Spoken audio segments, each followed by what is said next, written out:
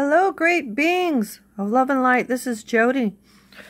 I'd like to just chit-chat a little bit with you today on how I choose to view things and live my life. Being very grounded within the 3D. I also am aware that we are multidimensional beings, and so I've always had this great imagination. As a child, I was put out in the backyard to play, and so, you know, this generation is more entertained by electronics, games, outside things. The parents are a lot of times trying to entertain them through outside things. Well, the benefit of when I was a kid was we had our imaginations, and so we really were able to master our connection to Source or God, and because we are made in God's image and God's creator, and so are we. And our creative tool that we have been created with is our imagination. And so our imagination is incredible. It's wonderful. You create every single day of your life. You are creating your reality. And how is this so? By the way you view things, by the way you take things in and you process them. And so, through my life, you know, I'm 56 now, you know, you learn a few things if you choose to be open and aware to that. And so, you know, we can create our reality. We create our reality. Some people think, oh no, you know, the universe or God just, you know, I have no control over my life and things just happen to me and I just don't understand why things happen to me and I don't know what to do about these things. They are lost. They have no direction. They haven't been taught. They haven't had any way of reaching or connecting and within themselves to understand who they are and how things work. And so part of my job here is to explain how things work and how you can have a better life. You can have the life that you choose. Okay, you're not powerless. You create the life due to your the choices that you make. Okay, we all have free will, and so everyone is deciding their reality. Yes, we have outside forces that are making things harder, but we are not. It should bring out. Well, for me, it brings out the warrior in me. It brings out more of a, you know, to do the best that I can to overcome the challenges that are before us. And this gives us strength and fortitude, and we become stronger in understanding who we are as God. When you know that you are God and you are one with God, there is nothing that can come against you, because you are constantly in a state of love and peace, all right? And you know that you're protected. And yes, there's darkness around us, and yes, there are beings that lack love and all that. But you know, when you don't when you let it go, let them go in love, let them go. Okay? And then you start focusing on yourself and you start building that being that you are of love within yourself, and you choose to feel. It's all about your words and what you say. I, with determination and faith and strength, say, I am whatever you say, your affirmations every day. I am a being of love. And you say it like that with conviction. You say it with emotion. You say it with belief. I am a being of love. I am a being of light. I am one with God. I'm one with everything and everyone. You know, I am protected. All good things flow to me. I am the giver that God has blessed me with abundance to give forth to any that come my way. I bless them with my gifts. whatever you choose to say. It's a path that we choose to take, and each step we grow, and we're like a plant, but we're a plant. We have the tree of life within us. And so if you nurture your tree within you, you water it, you care for it, you give it love, you give it light, you fertilize it with positivity, that you are the caretaker of that tree of life within you. And you're going to watch that tree grow, which is watching yourself grow. And you're going to watch this beautiful tree climb up to the sun, just keep getting bigger and bigger and bigger and connecting, okay, until it reaches heaven. And that is you becoming aware that you are that tree, that beautiful tree, and that everything comes from you. You have fruit that you bear within this beautiful tree, within your garden of Eden within you. And the fruits that you bear are the fruits from your spirit, from your character, from the fruits of the spirit that you have chosen to be. It's all about choice. And when you let go of being affected by outside people, due to the fact that you finally understand and see, not from a place of judgment, but from a place of understanding and unconditional love, that these people are still in need of more self-love and care for themselves, more authenticity, more just accepting who they are and just going, this is who I am and I love me. Nobody else understands. Oh, how many times I said that. I cry and nobody understands me. Nobody loves me. How come people are so mean to me?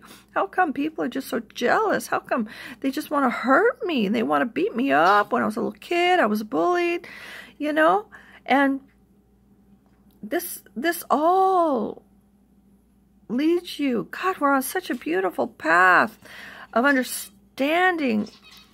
I appreciate myself so much today. I am so in love with myself today. And that's not from an ego place. That is from authenticity. That's from appreciating the path that I have walked, the journey, the work, the inner work that I have done, the healing that I have done, this path that I have been blessed with, all the things that I have endured and gone through has brought me to the being that I am today, the person that I am, the love that I am, the light that I am, the oneness that I am with everything and everyone in God. And now I get to share that. And I'm still continuing to grow. We all grow every single day. Whether we know it or not, God's working with you. And He works with us. And it's all about surrendering and just recognizing and going, you know what? I want that friendship. I want that awareness. I want you get to a point where you're just so,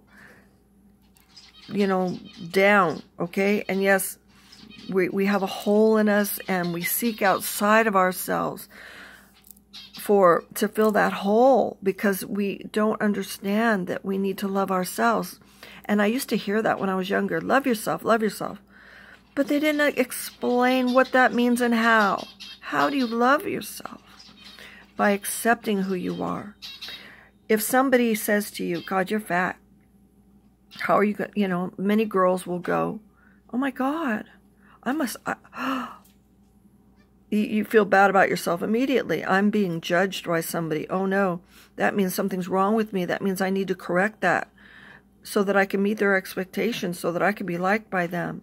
You know what? I ain't about that. You learn wherever you're at and however you feel about yourself. That's loving yourself. Some people can be 300 pounds and be loving themselves. Some people can be really super underweight and love themselves. Some people can be big muscular people, and other people are thin joggers or runners, with We must realize that God is so diverse. Look at the trees. Is there one kind of tree on this planet? No.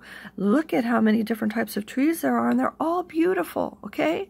And it's just like people and animals and all the different plants. Look at the diversity in this world and how beautiful it is, okay? That's what they mean by stop and smell the roses. So many people just live their lives. They're so focused on work and making money. They're focused on making money, getting ahead. What can they buy? Instead of stopping and going, oh my God, look at this, appreciation. It's all about appreciation. Appreciating what you have. And when I mean appreciate it, I mean adore it. I mean feel it. Feel it. Everything is about feeling, opening up your heart, taking that in and just loving it. I mean making love to it.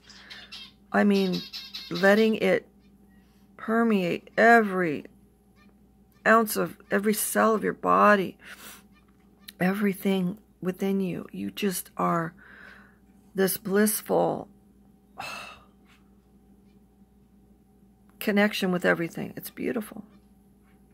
And I like to help people to grow. I like to help people to experience and appreciate who they are, because you are all beautiful beings. You are all so beautiful, and you are all so loved. And you just, some people just don't know it, and some people can't see themselves through the light of God's eyes. And see, I am, and many others are connected to God. And when you're connected to God, God sees through my eyes. He sees, he and she, there's Mother God, Father God.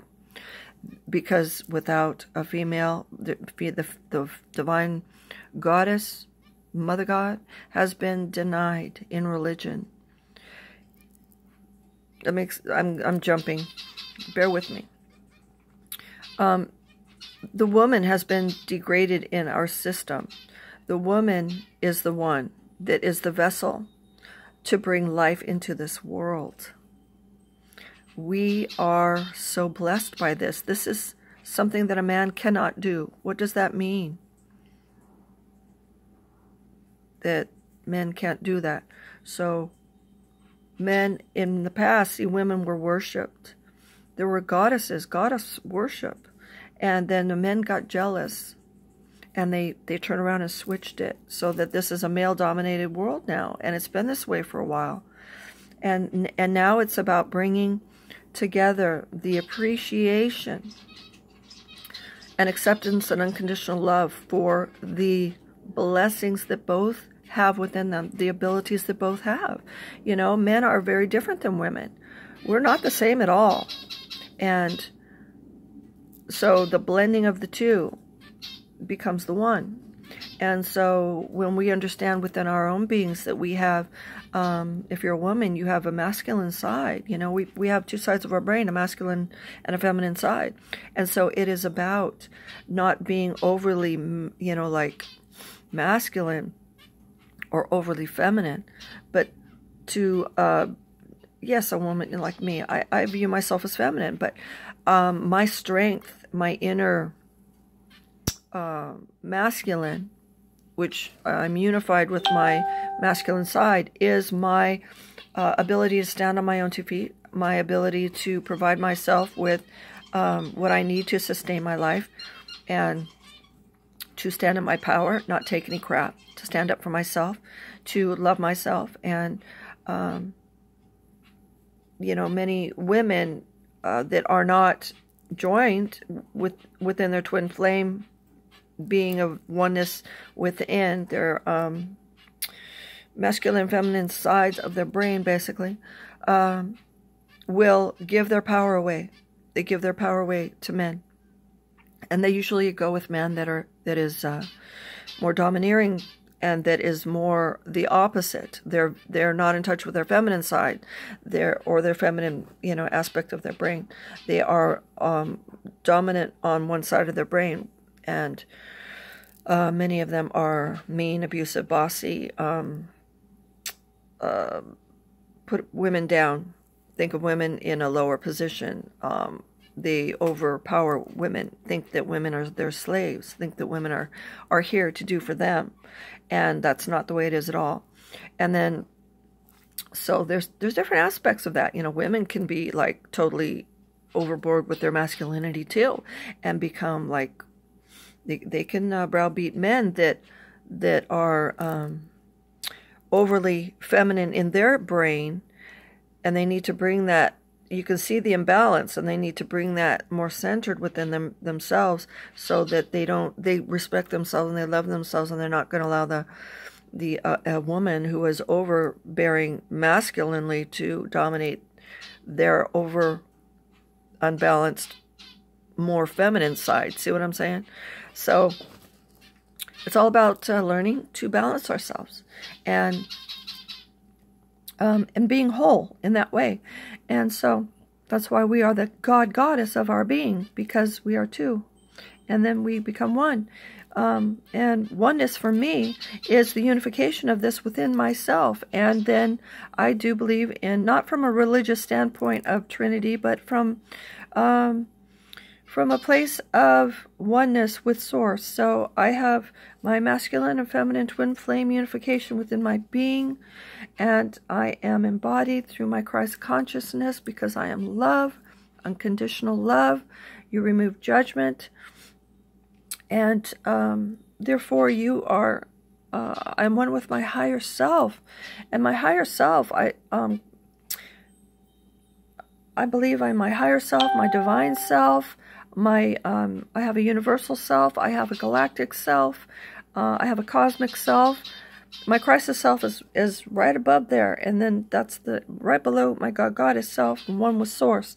And so we have many, many selves, many aspects to who we are. And so unifying, becoming aware of them, who they are, bringing them to you, unifying them all within who you are, and then it's wonderful, realizing that you are a vessel also for these higher aspects of yourself to come through and be. And so going back to our imagination, see, it's all about, when you meditate, closing your eyes and imagining that you are connected to yourself, your heart, with a cord, and then imagine that you are drifting in space. Imagine that you can fly. So give yourself some wings. Poof. Imagine yourself with wings, and you're flying in space. And you can fly slow, or you can fly fast, like Superman. Shoo, shoo, shoo. You know, and then you can go visit a planet. Imagine that you're going to Venus. What's it like there? What do you see? Describe it in detail. Imagine meeting somebody there. Maybe it's a guide. Maybe it's an angel. Maybe it's, find out who it is. Do you encounter anybody there? If not, are you alone? If so, what's it like? Take yourself on these journeys. Take yourself on these wonderful... that's how books are written. Is through the imagination of a person, and just, or like, how wonderful it is when you read a book. And when you read a book, it's all up here in your imagination, and you're picturing everything that is being described in detail. And so you're going along with this ride. You're like watching, and envisioning all this stuff being presented to you through this book within your imagination. And so we can do that too, We can open up our imagination, and we can write. We can envision anything we want. Many times, if you have a health issue, you can actually imagine. I love to do this. I have led people on inner journeys through meditations, and I'll lead them, and it's really fun. But imagine that you shrink yourself. You shrink yourself. Like in that movie, there's movies where people are really tiny. Okay, imagine that you have a health issue. Maybe you have a cold or something. And so you shrink yourself down, and you go into your own mouth, and you imagine what it's like. And then you go down your throat, and then you go into your lungs, okay? And then what you can do is you can envision that you are inside your lungs with a scraper or a big long-handled wooden, there's a brush, like a broom, but there's a scrub brush. And you can imagine that you're inside there and you're scrubbing the walls of your lungs, clearing out all the infection, okay? You can imagine these things, and it works because you're telling your body this. You are believing it. You are envisioning it. You are wanting it. You are commanding it. You are the commander of your ship. This is your ship, your vessel. You command what takes place within it. All right? So, you know, you are not a victim. You are not a victim. Yes, other people can come and unfortunately, you know, when you're little, they can overpower you and make you feel and do what they want to you. They can harm you. They can beat you up. They can do stuff, you know, and even as adults. But when you stand in your power, no, it doesn't happen. I learned this a long time ago. Let me tell you a story. I was in elementary school. Okay, so here I was a kid, right? And I mean, I was born with this because of what had happened to me as a child. This protective Archangel Michael warrior mentality, and I came into this world as a warrior. I have written proof of that, and so I had a friend, and my friend was littler than me. I was tall, and she was short, and everybody called us Mutt and Jeff. Anyway, she had another friend, but this friend was mean. This friend would bully her, okay, at the lunch table. Well, I'm not going to put up with that crap, okay? So I stood up for my friend. I butt in. And I said, hey, knock it off. What are you picking on her for? Leave her alone. Well, she didn't like that. She didn't like that. So you know what she did? She lied to her sister who was in junior high. Here I was in like maybe 5th grade, 6th grade. She lied to her sister who was in junior high. I don't know what the heck she told her. But basically, she had her older sister stalking me and intimidating me. Like she was going to beat me up, right? And so this sister had a friend. And where I lived, there were these apartments, and there was a pool for the teenagers and a pool for the adults, and a center there where they could play pool, have get-togethers, parties, and there was a little kiddie pool, and then, but at this teen center, we had dances. There was an upstairs, downstairs room. There was pool tables, there were arcade machines, there was music going on all the time. All the kids hung out there. And so I stayed in my apartment for a whole year, okay, afraid, intimidated, living in hell, anxiety, fear, because of that. Because I was not self-empowered. And it was awful. It was awful because I missed my friends and I missed the guys, you know. I wanted to like have boyfriends and to go to the dances and stuff like that. And I learned from another friend in the apartment complex that they were going to have martial art classes at the teen center. And I thought, that's it. That's how I can beat this. That's what I can do, because if I learn martial arts, then this person will step back a little bit. I'll know how to defend myself, and I won't be afraid anymore. See, self-empowerment. So I asked my mom. She said, yeah. So sure enough, I went up there, and I took martial art classes. Now, the cool thing about martial arts is it doesn't teach you to be a bully. Okay? You're not supposed to take the art that you learn where you can really hurt somebody and go out and start hurting people. And, you know, it's about self-defense. It's about knowing how to protect yourself, you know, from people that want to hurt you. And you don't even have to hurt, you know, to hurt them back. it teaches you how to be evasive. I mean, it's beautiful. It's beautiful, and I encourage women to learn it. All people to learn it, but not for the intent of hurting other people, but just for your own self-mastery, for your own confidence and peace of mind that you can walk down the street, you know. Sure, everybody's always got a gun and somebody can, you know, shoot you or whatever, but you know, when you're walking in peace,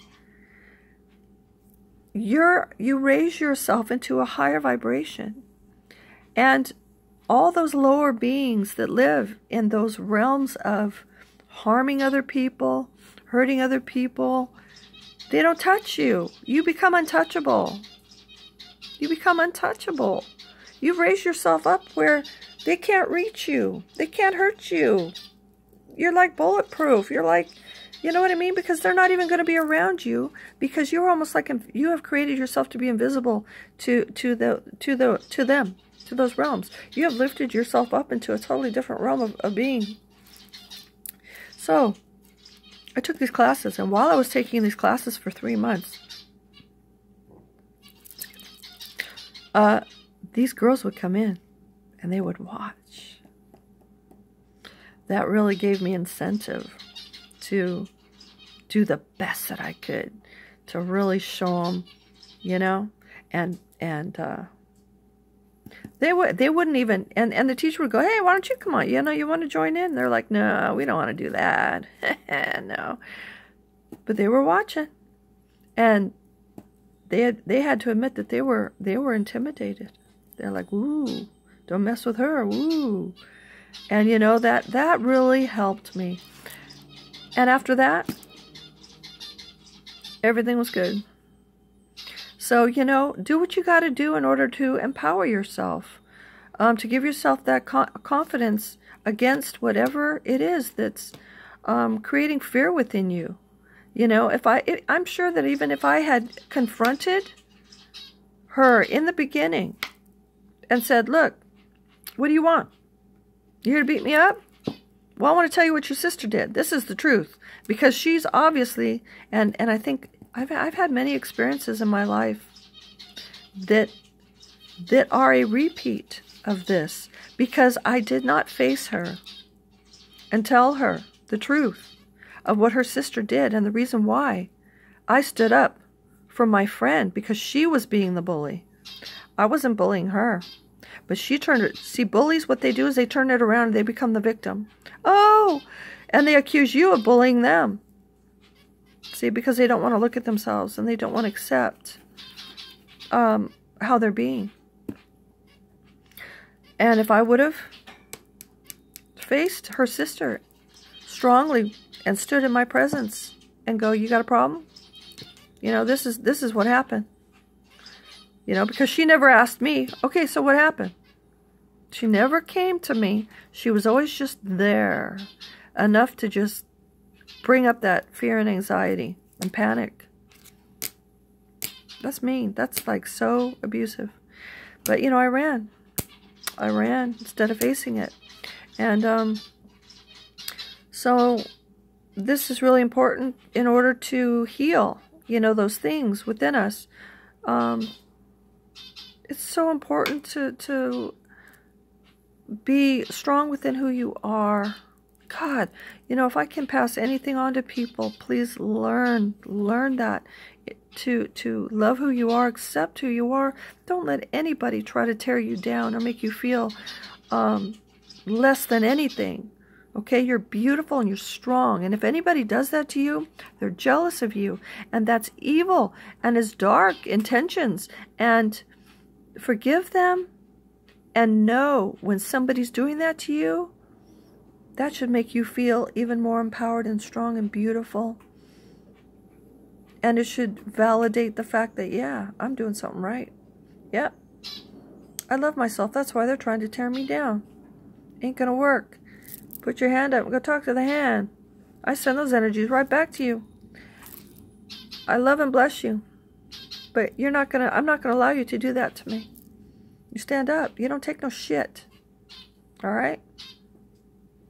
But stay centered in love. Stay centered in your heart. And bless them and forgive. All right, I hope this has helped you. Just remember how powerful your imagination is, okay? And write down things that you want in your life. If you're going through struggles and hard times, write down what you want in detail, all right? And say, I command and I intend for this reality to be mine now. And say it with conviction and know, this is how you create your reality and that it's coming. If you need something, you write it down. Don't say, I plan on getting this in the future. No. You say, I have it now. I have, like the house or car of your dreams, man of your dreams, whatever you want. You write them all down in detail. And you say at the bottom, this is mine. I am blessed with this now. God is blessing me with this now. Thank you, God. I am grateful. You are so good to me. Talk to God like that with gratitude, thankfulness, and expectation because He wants to bless you. He wants to give you, she wants to give you everything. Abundance in every way. And it is totally okay to have abundance. It's totally okay. Know that. Don't let anybody tell you it's not good. It's all about what you do with it. Everything is energy. Money is energy. Some people are afraid to have money. It's like, no. It's about your heart. And it's about the being you are and what you choose to do with that money. Are you going to hoard it and keep it all for yourself? Or are you going to be a person that blesses others? And it's okay to have money. And it's okay to have nice things. You don't have to experience punishing yourself. And that's how I view it. A lot of these people think they have to punish themselves. They're buying into people saying, oh, you've got to give up everything and be a homeless person. I just don't believe that. I just... I've been homeless for a short period of time and I've had nothing but what was in my van. And I was blessed with somebody assisting me. And so you don't have to lose everything and be on the streets for an extended period of time. I did that when I was, right after I had my daughter. I've been through a lot. And so I understand what it's like to be homeless. I understand what it's like and to receive the kindness of others. And that really, I'm grateful for those, how God takes